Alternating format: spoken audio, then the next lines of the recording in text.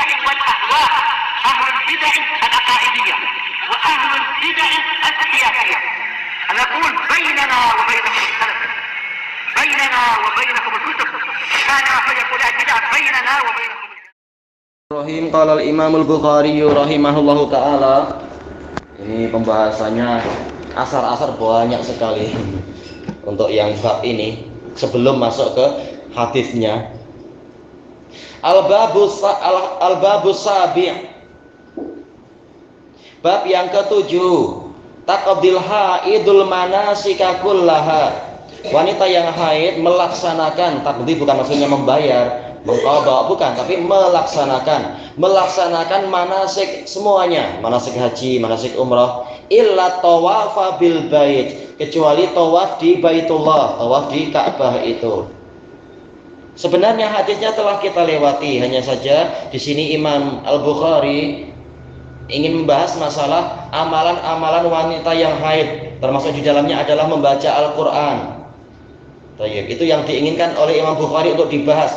Hadisnya sebenarnya telah kita lewati dalam pembahasan kitabul haid, bahwasanya haid memang sesuatu yang telah Allah tetapkan untuk putri-putri dari Adam. Baik. Sekarang pembahasannya adalah apa saja yang boleh dilakukan oleh wanita haid. Qala Ibrahim bin Yazid An-Nakhai, ini di dalam Sunan Ad-Darimi, hadis asalnya sahih. Tayyib. Ini disebutkan oleh Al-Hafidz Ibnu Hajar. La ba'sa an taqra'al ayah. Tidak mengapa wanita yang haid itu membaca ayat. Tayyib. Walam yara Ibnu Abbas bil qira'ati lil junubi ba'sa. Ini asar kedua. Ibnu Abbas memandang tidak mengapa orang yang junub itu membaca Al-Qur'an. Nah, ini diriwayatkan oleh Ibnul Mundhir di dalam Al-Awsat. Asarnya juga sahih. Wa kana an-nabiyyu sallallahu alaihi wasallam yadhkurullaha fi kulli ahyanih. Nabi sallallahu alaihi wasallam senantiasa menyebut nama Allah di seluruh keadaan beliau. Hadis muttafaqun alaih dari Aisyah radhiyallahu anha. Apa yang menjadi sisi pendalilan di sini? Segala keadaan, dalam keadaan suci ataukah hadas kecil atau hadas besar, Nabi senantiasa berzikir, menunjukkan boleh. Sementara baca Quran ini bagian dari zikir, boleh baca Quran walaupun sedang junub. Wa qalat Ummu Atiyah, kunna nu'maru an yakhrujal haid. Kami dahulu diperintahkan, di sini tertulis ayyakhruj. Betul ya. Kalau dalam riwayat yang lain apa? An-nukhrijal haid al-huyyad, al-huyyad. Di sini ayyahrujal huyyadu. Kami, kalau dalam riwayat yang lain, untuk kami mengeluarkan para wanita yang haid. Fayukabbirna bi takbirihim. Kemudian mereka bertakbir dengan takbirnya kaum muslimin, wa yad'un. Mereka berdoa dengan doa-doanya kaum muslimin, yaitu ikut berdoa, ikut bertakbir, walaupun tidak harus dengan satu suara, masing-masing berzikir. Hadis ini muttafaqun alaih. Ya, riwayat Bukhari Muslim dari Ummi Atiyah. Menunjukkan apa? Wanita yang haid boleh berzikir dan boleh hadir di musalla. Yang penting apa? Agak mundur ke belakang. Nah, biar yang di depan-depan itu untuk wanita yang memang hendak sholat. Wa qala Ibnu Abbas, akhbarani Abu Sufyan anna Hiraqal da'a bi kitabin Nabi sallallahu alaihi wasallam. Abu Sufyan mengabarkan pada saya bahwasanya Heraklius minta didatangkan surat Nabi sallallahu alaihi wasallam. Faqara, kemudian dia membaca, fa idza fihi bismillahirrahmanirrahim. Ternyata di dalamnya ada kalimat bismillahirrahmanirrahim. Wa ya ahlal kitab ta'alu ila kalimah al-ayah. Sisi pendalilannya kata Al-Hafidz, hadis muttafaqun alaih ma'ruf.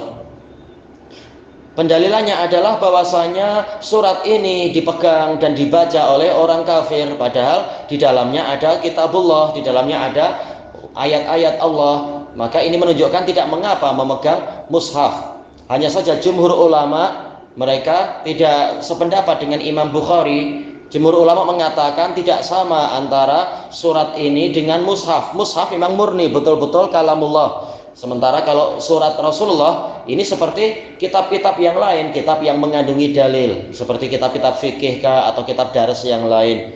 Ini pendapat jumhur. Tapi memang kenyataannya yang rajih setelah diteliti dengan menggabungkan sekian dalil yang betul boleh memegang mushaf. Cuma mustahabnya analah bersuci.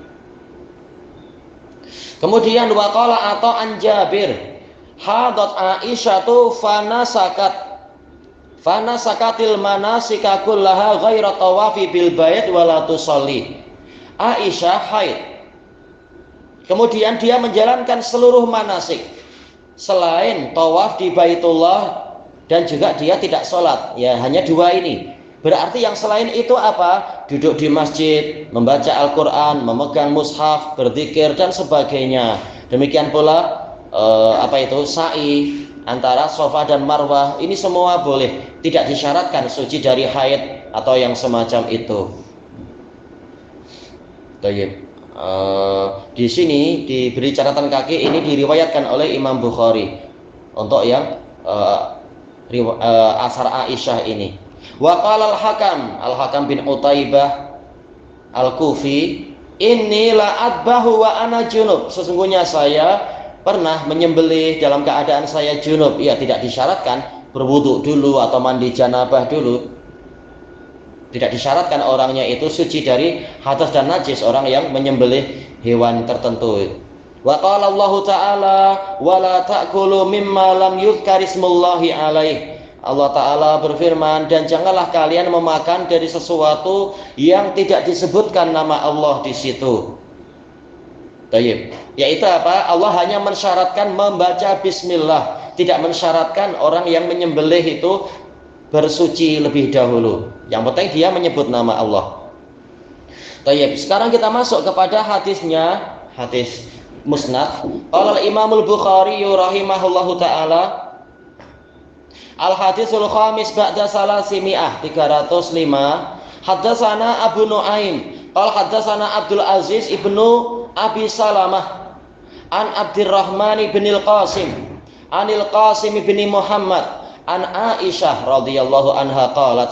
Hadis Aisyah, kharajna ma'an nabiyyi sallallahu alaihi wasallam la nadhkuru illal hajj. Kami pernah keluar bersama Nabi Shallallahu Alaihi Wasallam dalam keadaan kami tidak mengingat kecuali haji. Berarti ini keluar bila haji wada itu ya, tahun 10 Hijriah. Falamma ji'na Sarif, tatkala kami tiba di Sarif. Sarif ini di luar tanah suci. Sebagian mengatakan jaraknya kurang lebih 1 mil dari tanah suci Sarif. Wallahu a'lam. Ana terlupakan. Tomistu, yaitu saya mengalami haid. Fadakhala alayya an-nabiyyu sallallahu alaihi wasallam wa ana abki. Kemudian Nabi sallallahu alaihi wasallam masuk menemui saya dalam keadaan saya menangis, yaitu mereka beristirahat, rehat di tempat itu, memasang kemah dan sebagainya. Kemudian Nabi masuk untuk memeriksa keadaan Aisyah, ternyata Aisyah menangis. Faqal ma yubki? Nabi bertanya, apa yang menyebabkan engkau menangis? Jadi sebelum memberikan hukum ini itu menanyakan sebab dari amal perbuatan tersebut. Qultu lawaditu wallah anni lam ahujjal am. Sungguh demi Allah, saya berkeinginan seandainya saya tidak berhaji tahun ini. Ya jelas sejak awal ingin haji, tapi kalau tahu-tahu ternyata seperti ini, sudah pergi jauh-jauh, ternyata belum lagi masuk ke tanah suci, sudah haid, sudah terkena najis dan sebagainya, maka Aisyah mengucapkan kalimat yang seperti itu. Qala allaki nufis, boleh jadi engkau mengalami nifas, yaitu haid. Qultu na'am, ya. Oh ya, ini juga telah kita lewati ya dalam penamaan haid sebagai nifas, hadis Aisyah ini juga. Qala fa inna dzalika syai'un katabahu Allahu ala banati Adam. Maka sesungguhnya perkara tadi, peristiwa tadi adalah sesuatu yang telah ditetapkan oleh Allah kepada anak-anak perempuan Adam. Ya, ini ada hikmahnya.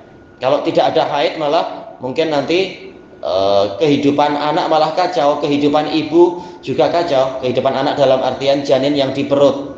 Kalau tidak ada siklus haid, mungkin ibu juga akan sakit, badannya bertumpuk-tumpuk dengan penyakit bertumpuk-tumpuk di badannya karena darah yang kotor yang tidak terbuang itu tertakung karena tidak dirubah menjadi susu. Kenapa tidak dirubah jadi susu? Ya karena tidak ada tidak ada mani laki-laki dan perempuan yang bercampur di dalam rahimnya. Jadi ini memang sesuatu yang menjadi hikmah Allah untuk wanita mengalami haid, siklus haid. Kemudian Nabi mengatakan faf'ali ma yaf'alul hajj, maka lakukanlah apa saja yang dilakukan oleh orang yang berhaji. Ini umum. Ma mausulah yufidul umum. Cuma dalil umum ini dikhususkan ghaira alla tatufi bil bait, hanya saja engkau jangan bertawaf di Baitullah. Ini menunjukkan di antara syarat sah tawaf di Ka'bah, tawaf 7 kali 7 pusingan itu adalah yaitu apa? Suci dari hadas. Suci dari hadas.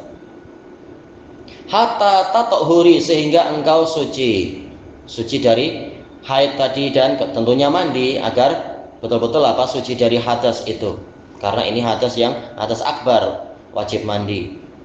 Kenapa Nabi tidak mengatakan masalah sholat? Ini kata para ulama, para sahabat sudah tahu bahwasanya sholat itu tidak boleh dalam keadaan haid. Kita tahu haid ini najis, sementara syarat sah sholat adalah suci dari najis. Makanya para sahabat sudah tahu wanita yang haid tidak boleh sholat. Hanya saja Nabi mengingatkan perkara yang lain yang terkait dengan haji apa? Ini semuanya boleh dilakukan kecuali masalah sholat tadi tentunya dan masalah tawaf di Baitullah. Sebagian ulama, sebagian salaf mengatakan tawaf itu adalah as-sholatu sughra, sholat kecil.